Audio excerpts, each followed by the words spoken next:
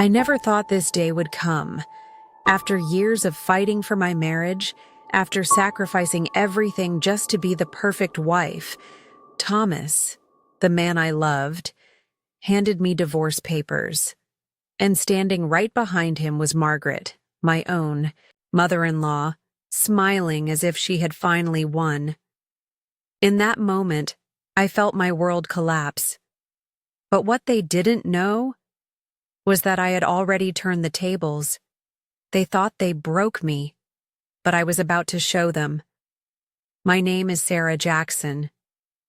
I'm 29 years old, and I work as a registered nurse at St. Mary's Hospital.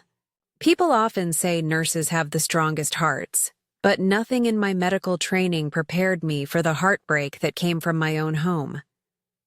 When I married Thomas, I thought I had won the lottery of life. He was charming, hardworking, and always made me laugh, even after my longest shifts. And his mother, Margaret, welcomed me with open arms. She hugged me tight on our wedding day and whispered, "Finally, a daughter I can love as my own." Those words melted my heart. I never had a mother who was fully present in my life, so Margaret's warmth felt like a blessing. She cooked for me, called me every day, and even helped decorate our apartment. To my friends, I bragged, "I don't just have a husband. I got the best mother-in-law anyone could ask for." But I was wrong. It started small. Margaret insisted on coming over unannounced. Sometimes I would come home after a 12-hour hospital shift and find her in my kitchen cooking dinner for Thomas, as if I didn't exist. "Sarah, you work too hard. Let me take care of my boy," she'd say sweetly. At first, I brushed it off. But then Thomas began listening to her more than to me. If I wanted to plan a weekend away, Margaret would say, "Oh, Thomas can't. I already need him to help me with something." And Thomas, my Thomas, would cancel on me without a second thought. I told myself it was normal. After all, he was her only child. Maybe I just needed patience. But patience turned into silence. And silence turned into a knot in my chest I couldn't untie. One night after a family dinner at Margaret's house, we were about going when she pulled me aside. Her grip was firm, her nails pressing into my skin. She leaned close, her perfume suffocating, and whispered, "Don't ever forget, Sarah. Thomas was mine before he was yours." Her words froze me. My mouth opened, but nothing came out. She smiled sweetly when Thomas looked our way, as if she hadn't just stabbed me with invisible knives. That night, lying beside my husband, I stared at the ceiling, replaying her words. "Mine before yours." And for the first time since I married Thomas, I realized this was not love. This was war. The next morning, I walked into our bedroom to find Margaret sitting on the edge of our bed, wearing Thomas's robe. I swallowed, hard. What was she doing here this early? And in his robe? She looked up at me with that calm, practiced smile, the kind that could fool anyone. Except me. "Good morning, Sarah," she said softly, as though nothing was wrong. I let myself in. Thomas was tired, so I thought I'd fix him breakfast. I blinked, my throat tight. "Where's Thomas?" "Showering," she replied casually. "I told him to rest today. He works so hard, doesn't he?" Her tone made me feel like an intruder in my own home. When Thomas walked out of the bathroom a few minutes later, towel draped over his shoulders, his eyes lit up. Not at me, but at her. "Mom, you didn't have to come over this early," he laughed, pulling her into a hug. I stood there invisible. It became a routine. Margaret would show up at odd hours, early mornings, late evenings, always claiming she was there to help. She cooked Thomas's favorite meals, washed his clothes, and even rearranged our living room. One evening after a long shift, I came home to find my wedding photo, our wedding photo, replaced on the mantel with a picture of Thomas and Margaret from his childhood. My heart sank. "Margaret," I said, trying to keep my voice calm, "why did you take down our wedding photo?" She gave me a slow smile. "Oh, sweetheart, don't take it personally. That picture of Thomas and me has always been his favorite. I thought he'd like to see it here." Before I could respond, Thomas walked in, kissed her on the cheek, and said, "Thanks, Mom. This brings back memories." I felt my chest tighten. Memories? What about the memories we were supposed to be building together? Later that night, I finally gathered the courage to speak. "Thomas," I whispered in bed, "don't you think your mom is overstepping?" He frowned. "Sarah, she's just trying to help. You're always at the hospital and she fills the gap. Why are you making it a problem?" My lips trembled. "Because I feel like she's replacing me in your life." His eyes hardened. "She's my mother. Don't ever put me in a position where I have to choose between you and her." Those words shattered me. He didn't realize it, but he had already chosen. The next day, Margaret showed up again. This time she brought a casserole and a sharp tongue. "You know, Sarah," she said, as she placed the dish on my counter, "Thomas deserves someone who puts him first. I see how tired you are all the time from work.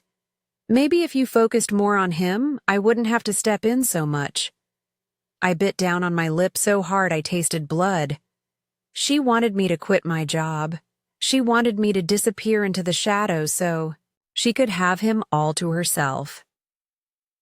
That night, I cried silently while Thomas slept soundly beside me. My tears soaked into the pillow as a terrifying realization struck me. Margaret didn't just want to be a part of our marriage. She wanted to control it, and Thomas was too blind to see. A week later, I came home early and heard laughter from the living room. As I walked in, my heart nearly stopped. Thomas and Margaret were sitting together on the couch, their hands clasped, whispering like lovers sharing a secret. I wasn't supposed to be home that early. The hospital had an emergency shutdown in one of the wings, and my shift was cut short. Part of me was excited. Finally, a quiet evening with my husband. But as I slipped my key into the door, laughter spilled out from the living room. Thomas's laughter. Light, carefree, the kind he hadn't shared with me in months. I pushed the door open quietly. They didn't hear me. There they were, Thomas and Margaret, seated close on the couch. Their hands were clasped together, and his head was bent toward hers. At first, I thought, it's just mother and son. But then, the words started. "Thomas," Margaret whispered, brushing her hand against his cheek, "you know she'll never love you the way I do. She'll always put her career first." I froze. My breath caught in my throat. Thomas sighed deeply. "I know, Mom. Sometimes I wonder if I made a mistake marrying her. You're the only one who really understands me." My knees weakened. Mistake? Was I his mistake? Margaret leaned closer, her voice soft but sharp as a knife. "She's too independent, too strong. That's why she'll never need you the way I do. You belong here, with me. And one day she'll realize it too." I slapped my hand over my mouth to keep from gasping. My heart pounded so loudly I thought it would give me away. Then Thomas whispered words that shattered me into pieces. You've always been my safe place, Mom. No one, not even Sarah, can take that away. My vision blurred. The room spun. I stumbled backward, my bag slipping from my shoulder and crashing to the floor. The sound echoed like a gunshot. Their heads snapped toward me. Sarah! Thomas leapt up, his face pale. You're home early! Margaret didn't flinch. She didn't even look ashamed. Instead, she rose slowly, that same calm, practiced smile spreading across her lips. You weren't supposed to hear that, dear, she said softly. But maybe it's better that you did. I staggered back toward the door, my heart in my throat. The man I loved, the man I sacrificed for, had just confessed. His loyalty belonged to his mother, not me. And worse, Margaret wanted it that way. That night, Thomas begged me to sit down and talk, but Margaret's words kept replaying in my head. When I finally locked myself in the bedroom, I received a text from an unknown number. My hands trembled as I read it.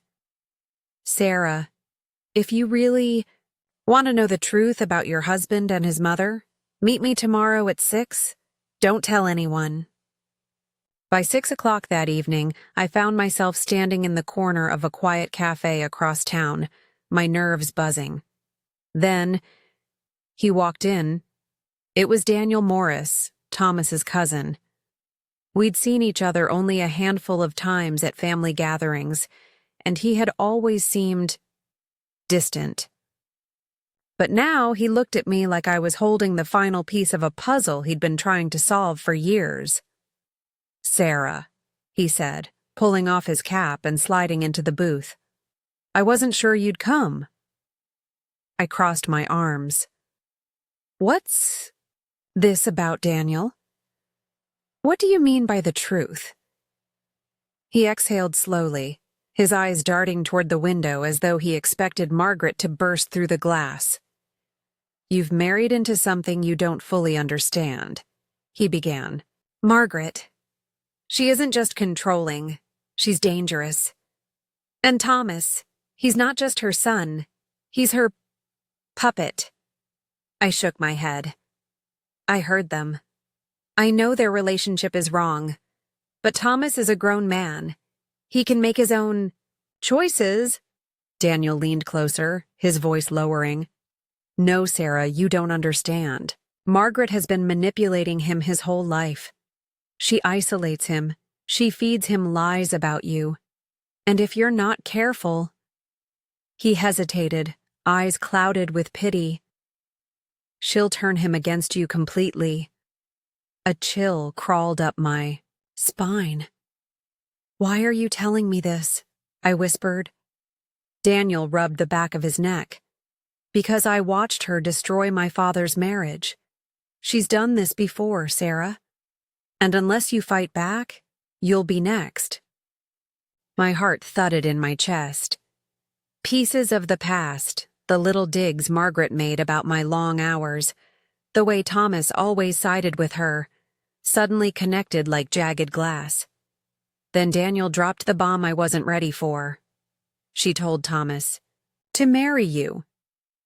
His words came out flat, but sharp enough to pierce. Not because she wanted you in the family, but because she wanted someone she could control through him.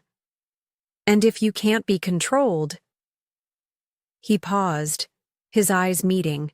Mine. You'll be replaced.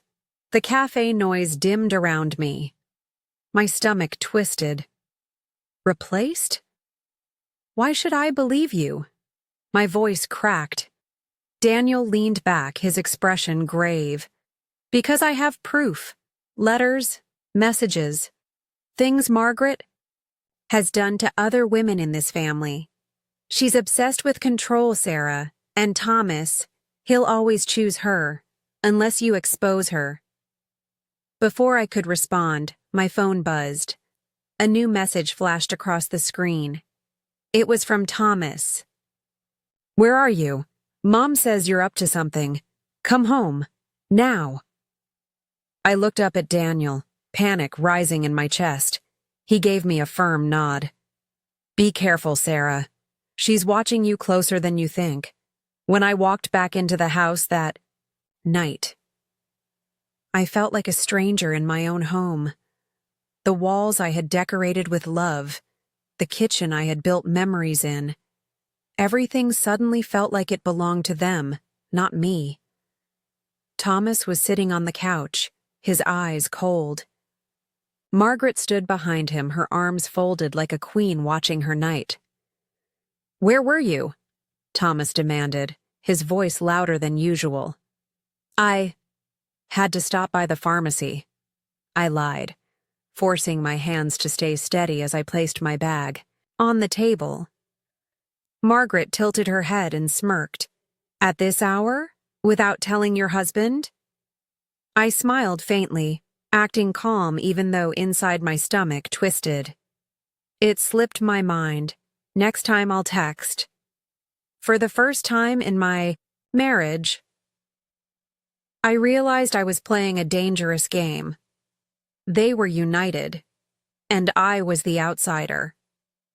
If I confronted them now, I'd lose everything. I needed a plan.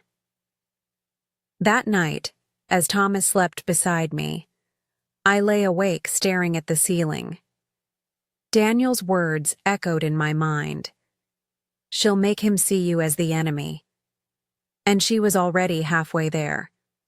The next day, I pretended nothing was wrong. I cooked Margaret's favorite breakfast, laughed at Thomas's dry jokes, and kissed him before he left for work.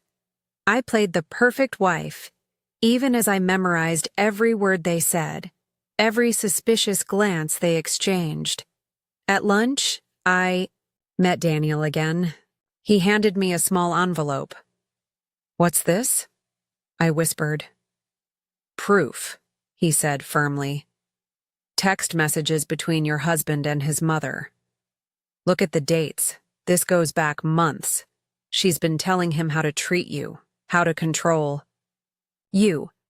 She even convinced him not to let you handle the family savings." I opened the envelope with trembling hands. There it was, line after line. Margaret telling Thomas what to say, when to ignore me, when to belittle my ideas. One message cut through my heart like a knife. "She's too soft, Thomas. If you want to keep her in check, break her confidence, remind her she has no one but you." Tears filled my eyes, but anger burned hotter than pain. I looked at Daniel. If I confront him with this, he'll deny it. If I fight her, she'll twist it. I need them both to expose themselves, in front of people who matter. Daniel leaned forward. "Then you'll have to outplay them, Sarah. But be careful.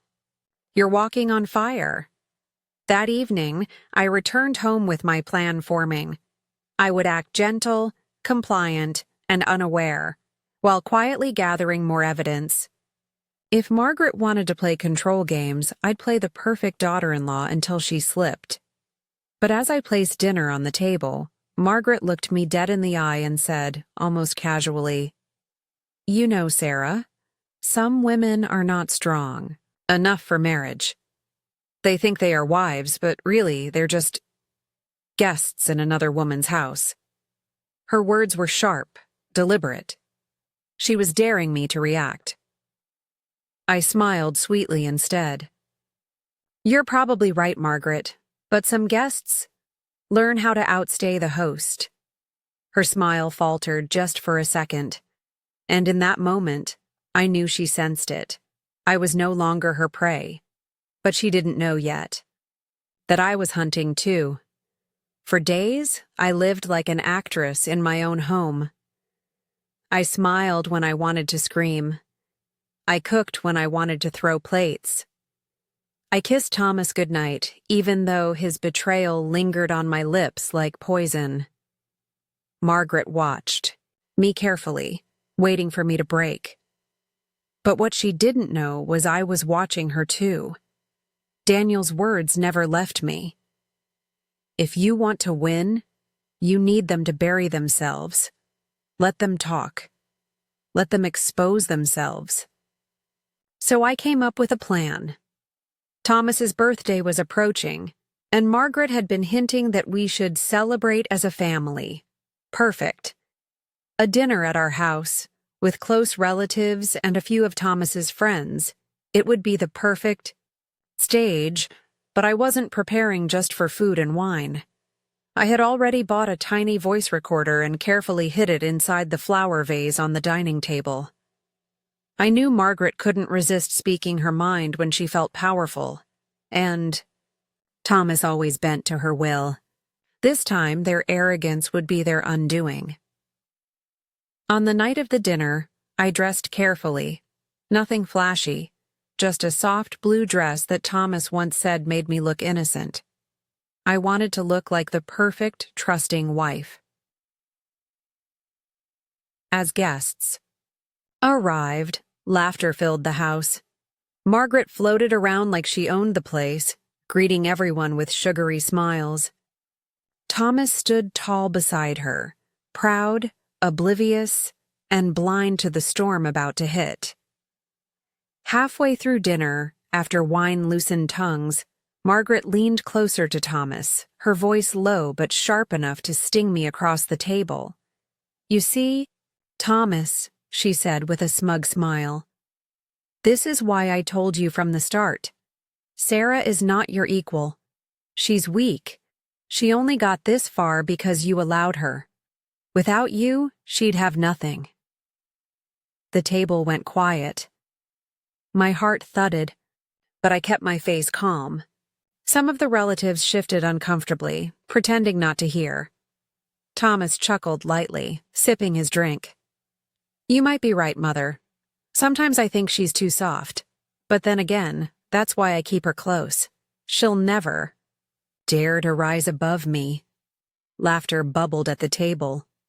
My stomach turned, but I sat still, my fingers gripping my fork like it was my only weapon. Every word was being recorded. Margaret wasn't done. She leaned back, swirling her wine. "I told you, Thomas, keep her under control. Don't let her touch the finances. Don't let her have a voice in decisions. That way she'll always depend on you. A wife like that is easier to handle." Her words sliced through the room. A few relatives gasped quietly, and then she added the one line I had prayed she'd say aloud. "One day, when she finally breaks, don't worry. You can always replace her. There are plenty of women better suited for a man like you." Silence. The only sound was the clinking of a spoon against a glass. I forced a smile, my heart pounding with fire. "Wow, Margaret, that's an interesting opinion. Care to repeat that louder for everyone at the table?" Margaret froze, her glass midair. Thomas looked at me, his eyes narrowing. I rose slowly, my voice calm but firm. "Because you see, words like that shouldn't stay hidden in whispers. They deserve to be heard." And just then, I pulled out my phone and played the recording. Their own voices filled the room, echoing in cruel clarity. Gasps erupted around the table. Some of Thomas's friends exchanged looks, others shook their heads in disgust. Margaret's face drained of color. Thomas slammed his fist on the table, shouting, "Sarah, how dare you!" But it was too late. Everyone had heard the truth. I looked around at the stunned faces. My voice trembled, but my resolve was unshakable. This is the marriage I've been living in. A husband who mocks me behind my back. A mother-in-law who has worked every day to destroy me. Tell me, is this what love and family should look like? The room fell silent. Eyes turned, not to me, but to Thomas and Margaret. Two people caught, exposed, stripped of their masks. For the first time in years, I didn't feel weak. I felt powerful. But deep inside, I also knew this was only the beginning of the war.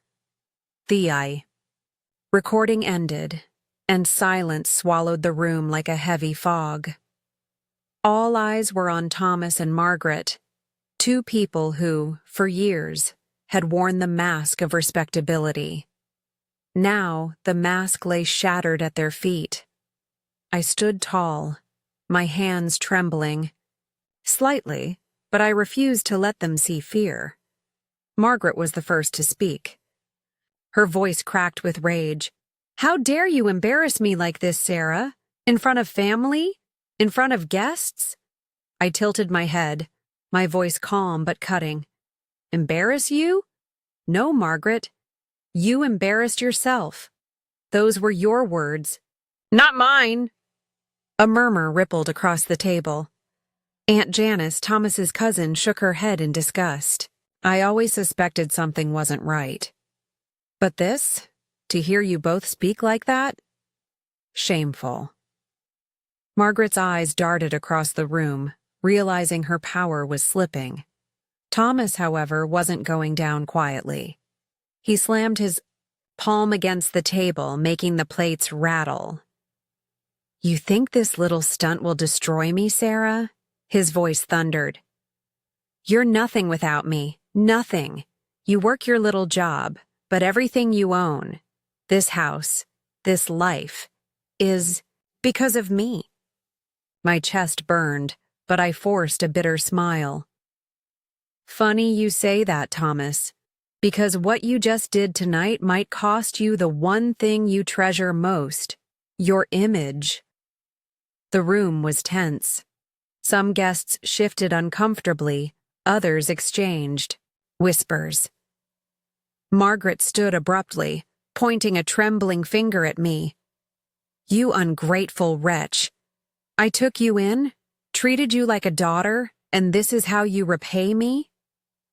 Her words hit me, but not the way she intended. I laughed, a small, broken laugh that startled even me. "Treated me like a daughter? No, Margaret. You treated me like a servant. You tried to break me every single day, and tonight you showed the world who you really are." Gasps filled the room. Margaret's face turned crimson. Before I could continue, Thomas grabbed my wrist tightly, leaning close enough that only I could hear. His whisper was venomous. "You think you've won? This house, this family, this life? I'll make sure you lose it all. You want war, Sarah? You've got it." I yanked my hand free, my heart pounding, but I didn't flinch. Instead, I raised my glass and spoke loudly for everyone to hear. "To truth," I said, my voice steady. "Even when it hurts." I drank, and for the first time in years, the glass didn't feel heavy in my hand. But the night didn't end in silence. Margaret stormed out, her heels echoing against the floor like gunshots. Thomas followed close behind, his face twisted with fury. The guests lingered, whispering among themselves, exchanging sympathetic looks with me. A few relatives hugged me before leaving. Others simply nodded as if to say, "We finally see you." When the last guest left, the house fell eerily quiet. I sank into a chair, my body trembling, my chest tight. For a moment, I thought maybe I had won. But then my phone buzzed, a message from Thomas. "You've humiliated me. From now on, you're going to regret every move you make. Watch yourself, Sarah, because this is just the beginning." My blood ran cold. I stared at the screen. My heart, racing, realizing the painful truth. Exposing them didn't end the battle. It only drew the battle lines deeper. And now, I was alone on the front lines. The morning after the dinner party felt heavy, like a storm hanging in the air. I woke up to the sound of Margaret slamming cabinets in the kitchen and Thomas's voice barking orders into his phone. The house no longer felt like a home. It felt like a battlefield. I dragged myself out of bed, clutching my phone, dreading what I might find. And there it was again. Another message from Thomas. I told you last night. This isn't over. Pack your bags, Sarah, because I'll make sure you don't last here another month. I sat on the edge of the bed, my heart pounding. But I whispered to myself, I'm not running. When I walked downstairs, Thomas and Margaret sat at the table, their heads close together like generals plotting a war. They stopped when I entered, but the smirk on Margaret's lips told me enough. They wanted me to see their alliance. Morning, I said flatly. Margaret gave me a cold smile. Good morning, dear. I was just telling Thomas. Maybe it's time you considered moving out. You've made it clear you don't respect this family. Thomas leaned back in his chair, crossing his arms. She won't move out voluntarily, Mother. But don't worry, I have ways of handling her. My stomach twisted. That evening, I discovered what he meant. I tried to use my debit card at the grocery store, and it declined. Confused, I checked my account only to see it nearly drained. Thomas had moved the money without warning. I called him immediately, my voice shaking with fury. What did you do with my money? He chuckled darkly. Our money, Sarah. As my wife, everything you earn is tied to me. Remember that. You thought exposing me would make you powerful? Think again. I hold the strings here. Tears blurred my vision as I clutched the phone tighter. You can't do this to me, Thomas.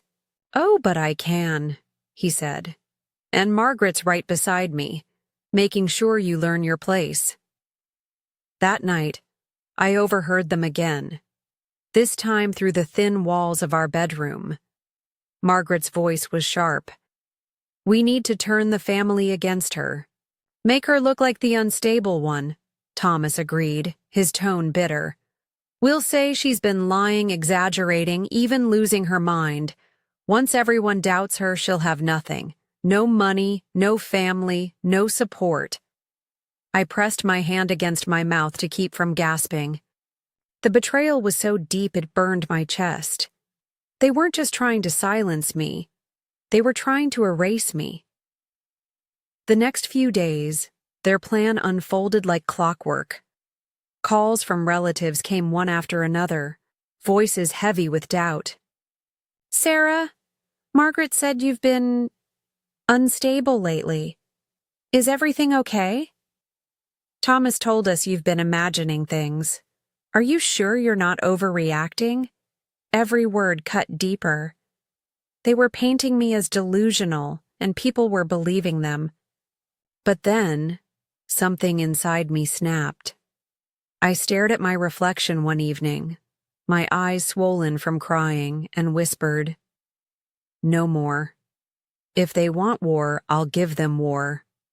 But on my terms. I began to plan quietly.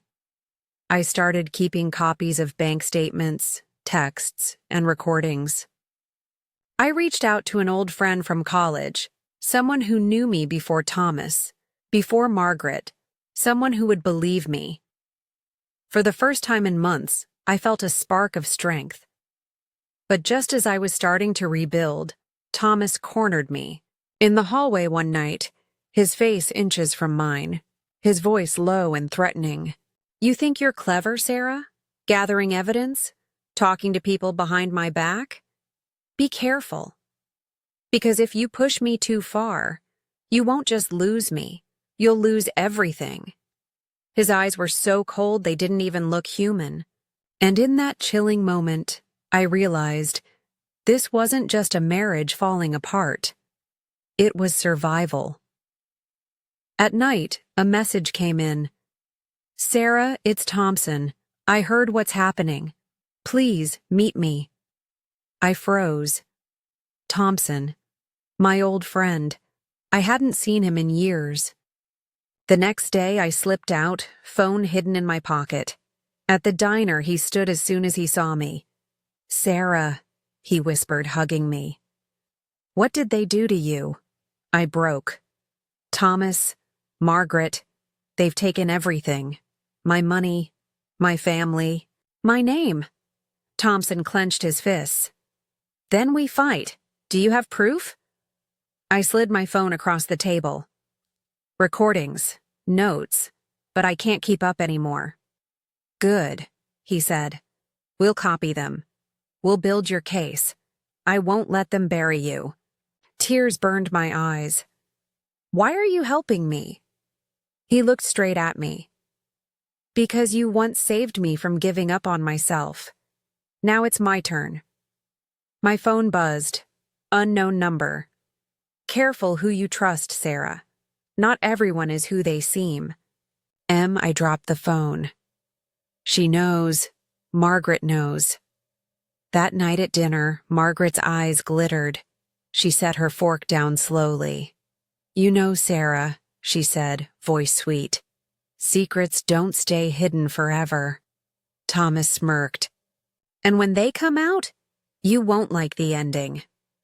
I swallowed hard, pretending calm, but my chest was on fire.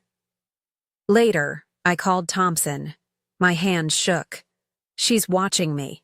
They're planning something." "Then let them watch," he said firmly. "We'll set the trap. Their own moves will destroy them." For the first time, I felt strength rising again. But just before I slept, I heard Margaret's voice outside my door, whispering to Thomas. By tomorrow, she won't have anything left. The next morning, Thomas slammed the bedroom door open. "Get up, Sarah. We need to talk." I sat up, heart pounding. "About what?" He threw a stack of papers on the bed. "Divorce. Sign it." I shook my head. "You can't just—" Margaret walked in, smirking. "You've been nothing but trouble, Sarah. We're cleaning up the mess." Tears burned my eyes. Mess? I gave my life to this family. Thomas leaned close, his voice cold. "And now you're finished." Just then, my phone buzzed. A message from Thompson. "Ready? Play the recording. Now." My hands shook as I pressed a button. Margaret's voice filled the room. "Sign the divorced paper." Thomas froze. Margaret's face went pale. "What? What is this?" she stammered. I stood, my voice trembling but strong. "Evidence. Against both of you." Thomas's jaw tightened. "You set us up." "No," I said, staring at him. "You set yourselves up." Margaret lunged for the phone, but I pulled back. "Try it, and the whole world will know." The room went silent. Only their heavy breathing filled the air. Finally, Thomas whispered, "You won't win." I wiped my tears and stared at them both. "I already have. Because I still have lots of evidence against you and Margaret." I slammed the envelope on the dining table. Thomas froze. Margaret's hands trembled. "Read it," I told them. Thomas reached for it, but I pulled it back. "Not so fast. Let me read it out loud, so there's no denial." My voice didn't shake. Not anymore. I unfolded the papers. Bank transfers. Your mother's name. Money disappearing from our joint account every month. And here, her text messages. She told you to keep me blind, to bleed me dry. Thomas's jaw tightened. Margaret opened her mouth, but I cut her off. "Don't you dare call me blind again." I begged for love, for respect. And instead you turned me into your puppet. Thomas's voice was low. "Mom, tell me it's not true." And Margaret, she looked me dead in the eye and said, "I did it all for us. She's weak. She doesn't belong here. Weak." That word, burned through me. I carried this marriage on my back. I sacrificed. I worked double shifts, while you two whispered like wolves tearing at meat. Thomas slammed the table. For the first time, he saw her, really saw her. Enough. You used me. You used her, and I let you. The room went silent, and I looked at my husband. So, Thomas, who do you stand with? Her or me?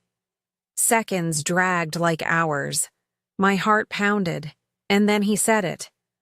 I don't know. It felt like a knife twisting inside me. Then you've chosen, because if you can't say it's me, then it's already her. I grabbed my bag, my voice breaking, but strong. I'm done begging to be loved. From today, I fight for myself. I walked away, but inside I knew this war wasn't over. Margaret wouldn't let go. And Thomas, he was already slipping away. But what they didn't know, I was ready. Later, when Margaret came storming into the kitchen, hissing that I hadn't won, I dropped another envelope on the counter. Recordings, I told her. Every word you said about using Thomas, about draining our account. My lawyer has them, and tomorrow the board will too. Her face went pale. She swore I wouldn't dare. I looked her straight in the eyes. Try me. Then I pressed play, and Margaret's voice filled the room. As long as Sarah is blind, we'll have control. Thomas collapsed into a chair, his world shattering, in front of him. And me? I stood taller than I ever had. You called me weak, Margaret, but today I proved who the real fool is. Touch me again, and I'll destroy every bit of your name. The room was heavy. Thomas stayed silent. And in that silence, I had my answer. So I picked up my bag one last time and told them both, "Fine, I'll show you what life looks like without me." I walked out. This time, not broken, but burning with power. Thomas sat on the edge of the couch, shoulders trembling. For the first time, he wasn't his mother's son or my husband, just a man crushed between guilt and betrayal. His eyes darted between me and Margaret like a lost child. Margaret paced the room, fists tight. Her voice cracked with fury. After all I've done, sacrificed for you, Thomas, and this is how you repay me? Listening to her instead of me? But I heard it. The fear behind her venom. Her mask had finally slipped. I stood there, chest still burning from years of her poison, but my voice didn't shake this time. Margaret, you destroyed your own family, not me. I begged for peace. I begged to be loved.